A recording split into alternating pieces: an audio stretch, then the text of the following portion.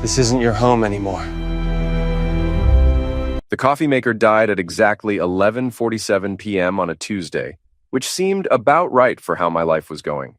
I stood there in my boxers and a ratty MIT t-shirt, staring at the machine like it might resurrect itself through sheer force of my disappointment. That's when my phone buzzed with a credit card alert that made my stress level spike higher than the caffeine I wasn't getting. Charge, $847.50, Lakeside Resort and Spa, Burlington, Vermont. My wife Marina was supposed to be in Boston for a client presentation. Last I checked, Boston wasn't in Vermont, and her advertising agency sure as heck didn't have an $847 per night entertainment budget. I'm Nate Morrison, 41 years old, and I fix other people's computer problems for a living. I've got a decent eye for patterns, inconsistencies, and things that don't add up. Right now, my marriage was throwing up more red flags than a Soviet parade. I called Marina's cell. It went straight to voicemail, which was becoming a disturbing trend. Her voice, crisp and professional even in recording, told me to leave a message. I didn't. Instead, I opened our banking app and started scrolling. What I found made my stomach drop like a stone into dark water. 3 more charges over the past week, all at places she'd never mentioned. A jewelry store in Manchester, a high-end restaurant in Hanover, and something called Intimate Apparel Boutique that cost more than my monthly gym membership. The front door opened with Marina's familiar click of heels on hardwood. She walked into the kitchen looking like she'd stepped off a magazine cover. Perfectly styled auburn hair, designer suit that probably cost more than my car payment, and that practiced smile she wore for difficult clients. "You're up late," she said, not quite meeting my eyes as she set down her leather briefcase. "Coffee maker's dead," I replied, holding up my phone. "But that's not the most interesting thing that died tonight." Her smile faltered. "What do you mean?" "Vermont? Marina, really? When did Boston relocate to Vermont?" The color drained from her face, but she recovered quickly. Marina had always been good at damage control. It's what made her successful in advertising. "It's complicated, Nate. The client wanted to meet at a different location. Last-minute change. For $850 a night, must be some client. You're checking up on me now?" Her voice turned cold, defensive. "When did you become so controlling?" That word hit me like a slap.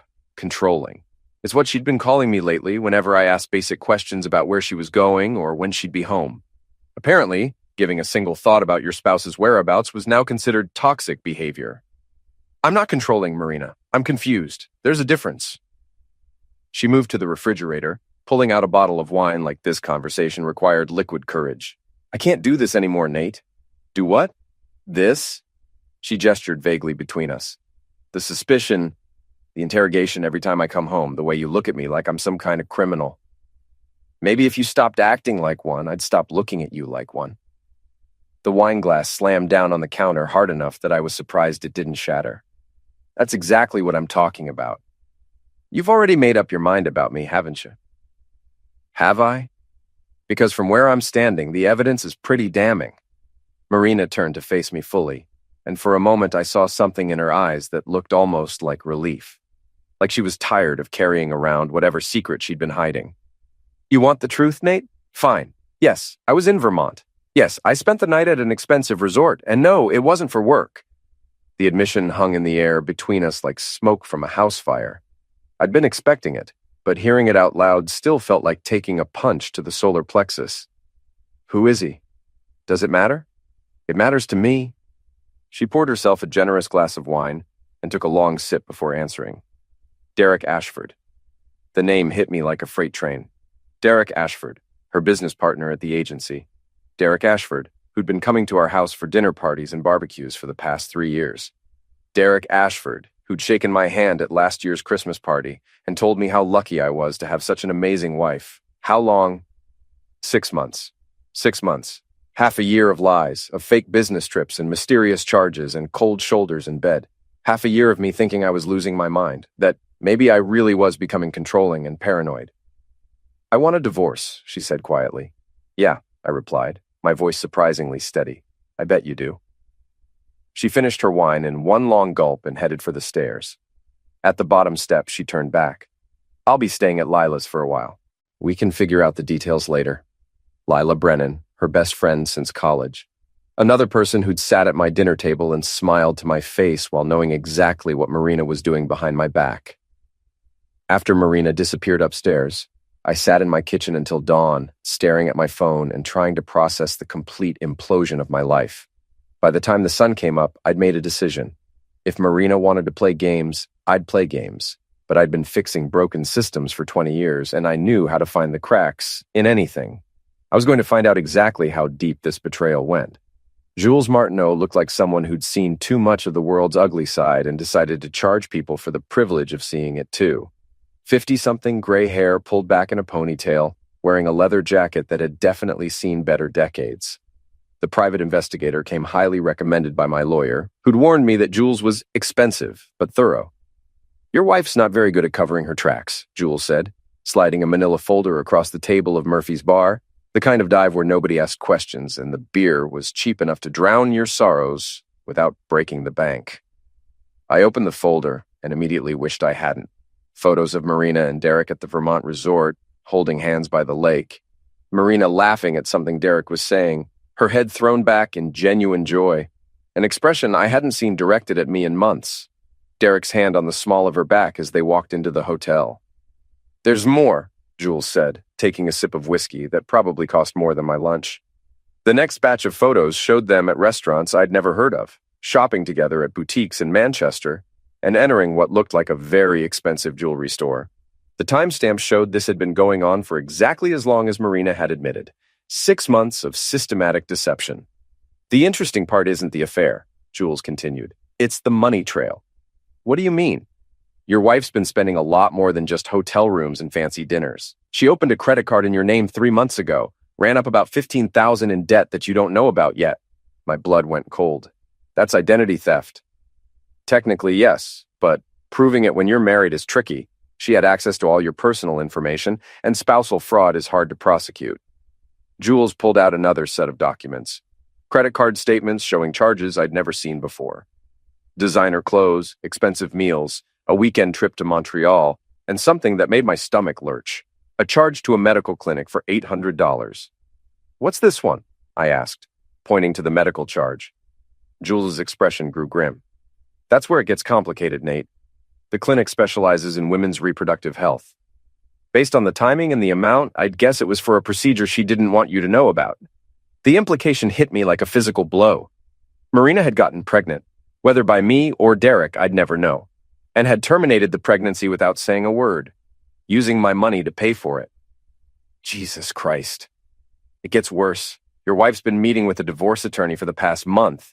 She's planning to take you for everything she can get, claiming you were emotionally manipulative and controlling.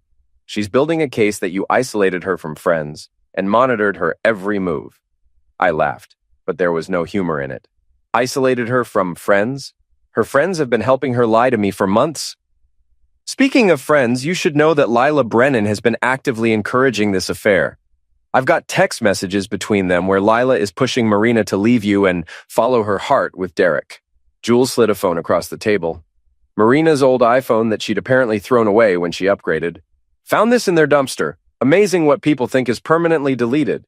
I scrolled through the recovered text messages, each one a fresh knife to the gut. Lila: "You deserve to be happy, Marina. Nate's been holding you back for years." Marina: "I know, but it's complicated. The house, the finances." Lila: "Derek can take care of you. He's successful, ambitious, everything Nate isn't." Marina: "Sometimes I think about what my life would be like if I'd never married him." Lila: "It's not too late to find out." The messages went on for pages, with Lila systematically poisoning Marina against me while encouraging her to pursue Derek. It was like watching a slow-motion assassination of my marriage, orchestrated by someone I'd considered a friend. "Why?" I asked. "Why would Lila do this?" Jules shrugged. "People have their reasons. Maybe she's jealous of what you and Marina had. Maybe she's got her own agenda. Either way, she's been pulling the strings on this whole thing." I closed the phone and pushed it back across the table. "What do you recommend?" "Legally? Document everything, protect your assets, and prepare for a nasty divorce. She's going to try to destroy you financially and personally." "And unofficially?" Jules grinned, and for the first time since this nightmare started, I felt like I had an ally.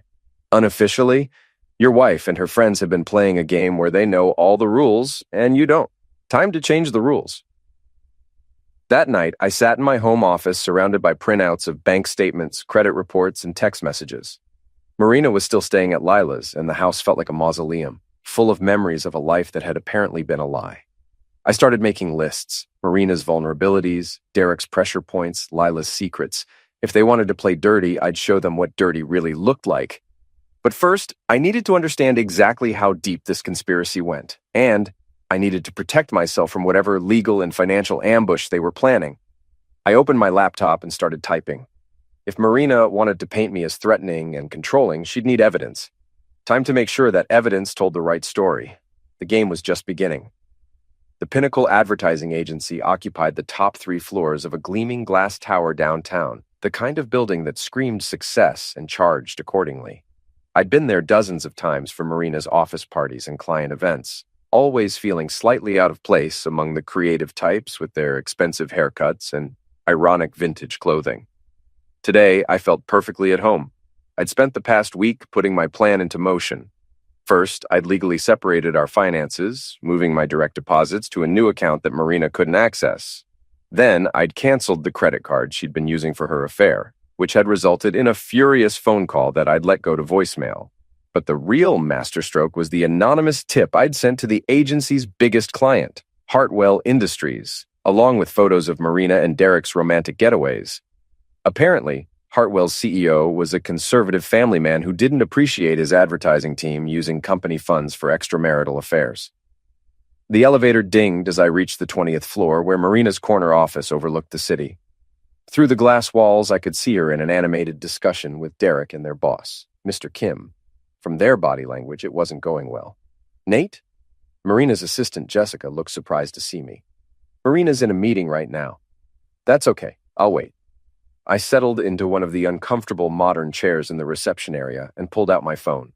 Jules had sent me another batch of text messages recovered from Marina's phone, including some particularly damaging exchanges with Derek about how they were going to handle their Nate problem after the divorce. The meeting broke up 20 minutes later, with Derek storming out and Mr. Kim looking like he'd swallowed something unpleasant. Marina emerged looking pale and shaken. "What are you doing here?" she asked. "We need to talk." She glanced around the office, clearly not wanting to make a scene in front of her coworkers. "Fine. My office." Marina's office was a shrine to her success. Awards on the walls, photos with celebrities and politicians, and a view that probably added 50 grand to the rent. She closed the door and turned to face me.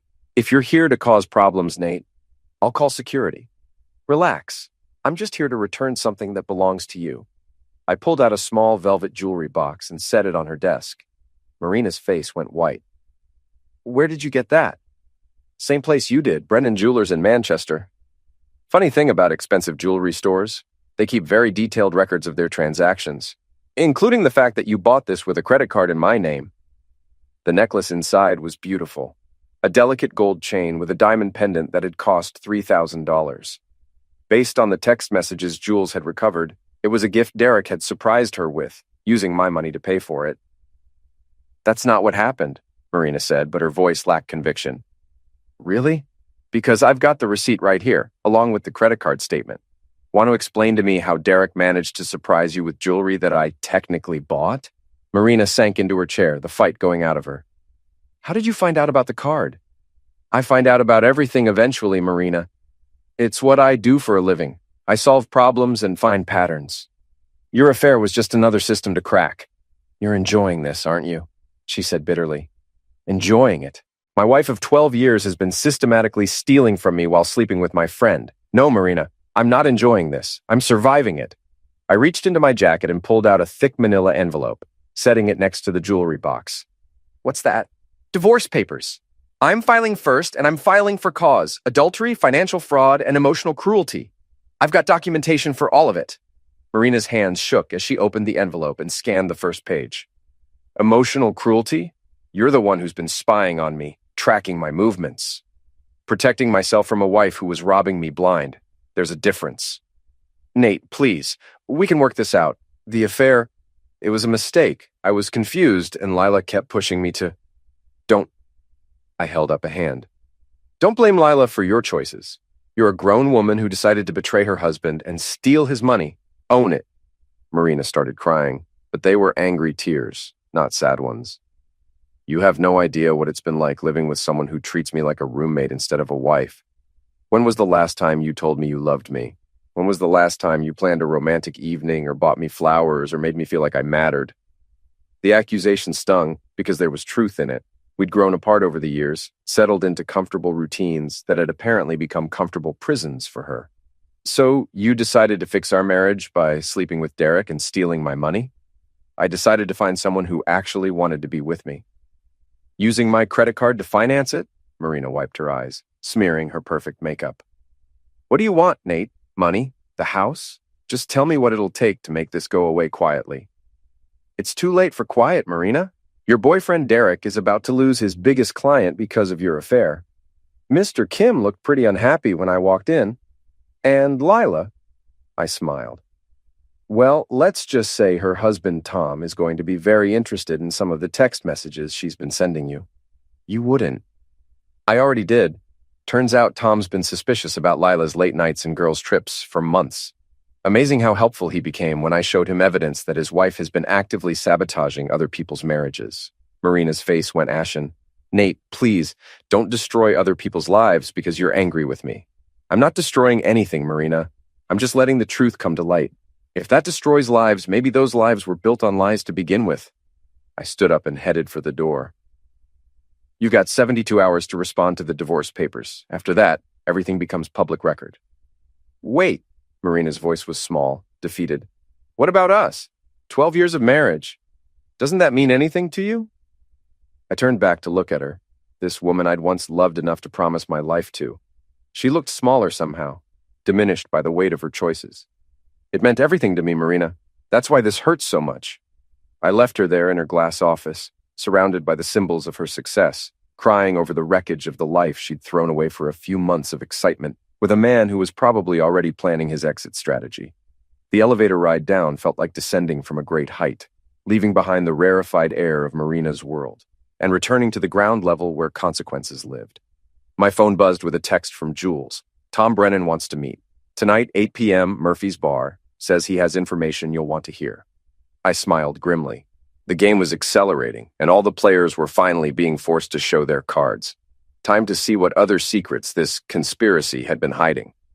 Tom Brennan looked like a man who'd been punched in the gut and was still trying to catch his breath. He sat across from me at Murphy's Bar, nursing a whiskey with the kind of careful attention that suggested it wasn't his first. His usually perfect hair was disheveled, his expensive suit wrinkled, and his eyes had the hollow look of someone whose world had just collapsed. She played me, he said without preamble. My own wife played me like a ridiculous fiddle. I'd known Tom for almost as long as I'd known Lila. They'd been married for 15 years, had 2 kids, and from the outside appeared to have the perfect suburban life. Tom was an architect, successful and steady, the kind of guy who coached Little League and never missed a parent-teacher conference. What did you find? I asked. Tom pulled out his phone and showed me a series of text messages.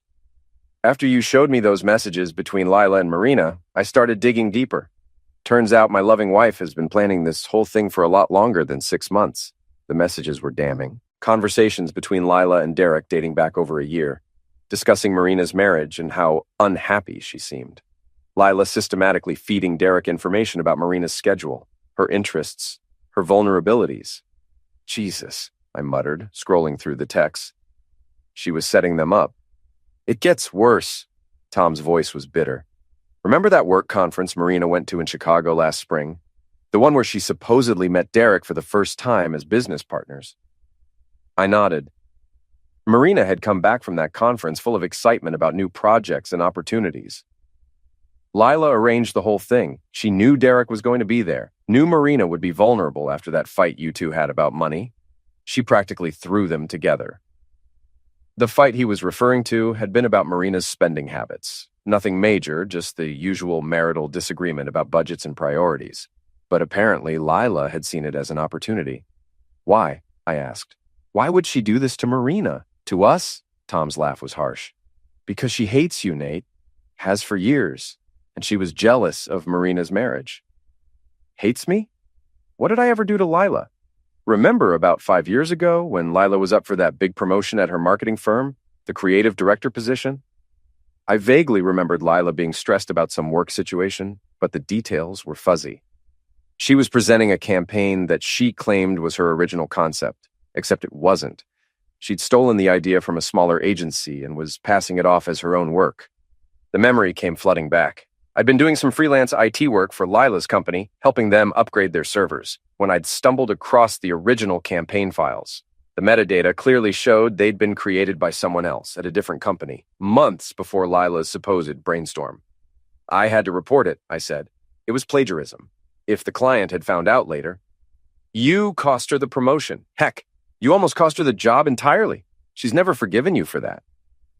Tom showed me more messages, these ones between Lila and her sister, discussing her long-term plan to get revenge on me for ruining her career. Lila: Nate thinks he's so righteous, so perfect. Wait until he finds out what it feels like to lose everything. Sister: You're really going to destroy Marina's marriage just to get back at her husband? Lila: Marina deserves better than Nate anyway. I'm doing her a favor. She's been working on this for years, Tom continued, slowly poisoning Marina against you, pointing out every flaw in your marriage, making her feel unappreciated and trapped. When Derek came along, she just accelerated the timeline. I felt sick. My marriage hadn't died from natural causes. It had been destroyed slowly and deliberately by someone I'd trusted. There's more, Tom said grimly. The credit card fraud, the secret spending, that was Lila's idea too. She convinced Marina that you'd never notice, that you deserved to pay for Marina's liberation. And Derek? Was he in on it? Derek's just a useful idiot, rich, charming, and stupid enough to think he was sweeping Marina off her feet through his own irresistible charm. Lila fed him information about Marina's favorite restaurants, her jewelry preferences, even her schedule. He thought he was being the perfect lover, but Lila was writing the script. Tom finished his whiskey and signaled for another. The worst part, Lila was planning to do the same thing to our marriage. She's been having an affair with her personal trainer for months, building up to asking me for a divorce. She wanted both of us destroyed so she could start fresh without any reminders of her failures. The scope of Lila's manipulation was breathtaking. She'd orchestrated the destruction of 2 marriages, ruined multiple lives, and convinced everyone they were making their own choices. What are you going to do? I asked. Tom's smile was cold. Same thing you're doing. I'm going to make sure everyone knows exactly who Lila Brennan really is. He pulled out a tablet and showed me a website he'd been building, a detailed timeline of Lila's deceptions, complete with screenshots of text messages, photos, and documented evidence of her affairs and manipulations. I'm launching this tomorrow morning, sending the link to everyone in our social circle, her coworkers, her family. By the time I'm done, Lila won't be able to show her face in this town. It was brutal, thorough, and completely justified. Lila had destroyed lives for petty revenge, and now she was going to face the consequences. What about Marina and Derek? What about them? They made their choices even if they were manipulated into making them. Marina still stole from you, still lied to you, still betrayed her vows. Derek still slept with a married woman. The fact that Lila was pulling the strings doesn't absolve them of responsibility. Tom was right, but I still felt a strange sadness for Marina. She'd been played as much as I had, turned into a tool against her own marriage by someone she'd trusted. I want Lila to know it was us, I said. I want her to know we figured out our game. Tom grinned. Already planned for. She's meeting me for coffee tomorrow morning to discuss our marriage problems. I'm going to show her the website right before it goes live. We shook hands. 2 men who'd discovered they'd been fighting the wrong enemy. The real villain had been hiding in plain sight, disguising her malice as friendship and concern.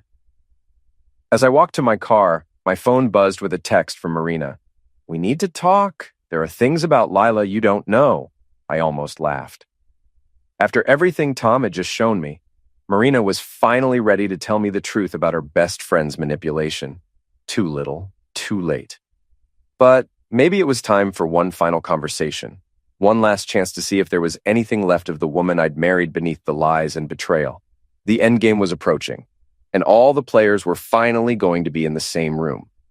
The lakeside mansion where it all started was scheduled for foreclosure in 2 weeks. Derek had bought it the previous year as an investment property in Love Nest, but the loss of his biggest clients and his suspension from the agency had left him unable to make the payments. The irony was perfect. The scene of my marriage's death would soon be demolished, just like everything else in this mess. I'd arranged for everyone to meet here under the pretense of a final settlement discussion. Marina thought we were going to work out the divorce terms quietly. Derek thought Marina had convinced me to sell him my half of some non-existent joint investment. Lila thought she was coming to support Marina through a difficult negotiation with her estranged husband. None of them knew that Tom and I had spent the past week preparing for this moment. The mansion sat on 5 acres of pristine lakefront property, the kind of place that screamed new money and questionable taste. Derek had decorated it like a movie set, all white leather and glass, with abstract art that probably cost more than most people's cars. It was the perfect backdrop for what was about to happen. I arrived first, letting myself in with the key Derek had given Marina months ago. The security system was still active, which meant I could monitor everyone's arrival and control access to the property. Sometimes it paid to be the IT guy. Marina showed up at exactly 7 p.m., driving her BMW and looking nervous. She'd dressed carefully for this meeting, professional but not cold, attractive but not seductive. She was still trying to manage the optics, still believing she could control the narrative.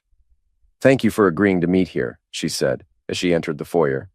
"I know this must be difficult." "You have no idea," I replied.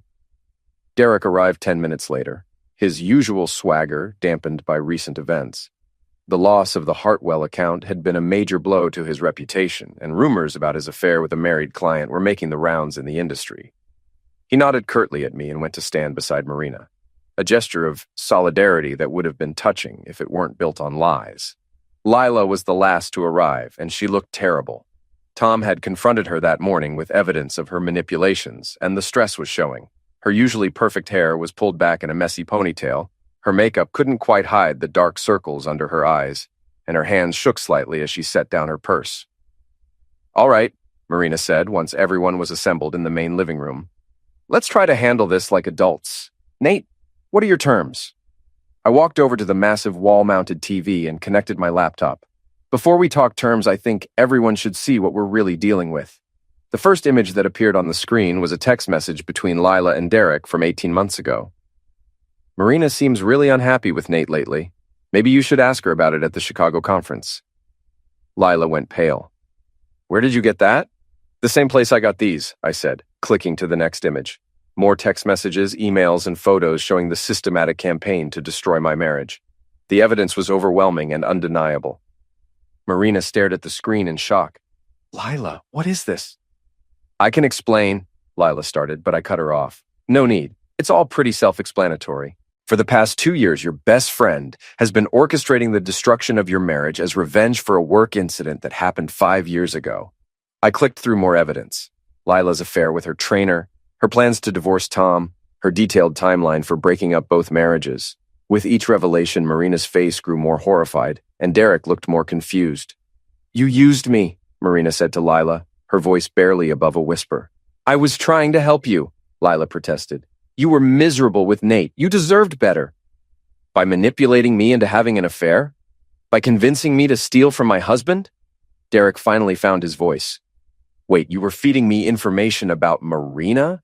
Those restaurant recommendations, the jewelry she liked." "You wouldn't have had a chance with her otherwise," Lila snapped, her mask finally slipping. "Marina was too loyal, too committed to her boring marriage. She needed a push." "A push?" Marina's voice was rising. "You destroyed my life. You made me into someone I don't even recognize." The room erupted in accusations and denials, exactly as I'd planned. I let them tear each other apart for a few minutes before clicking to the final slide. It was a screenshot of a website titled "The Truth About Lila Brennan," complete with every piece of evidence Tom and I had gathered. The URL was prominently displayed at the bottom of the screen. "This goes live in exactly 1 hour," I announced. "It's being sent to everyone in your social circles, your coworkers, your families. By tomorrow morning, everyone will know exactly what kind of person you really are, Lila."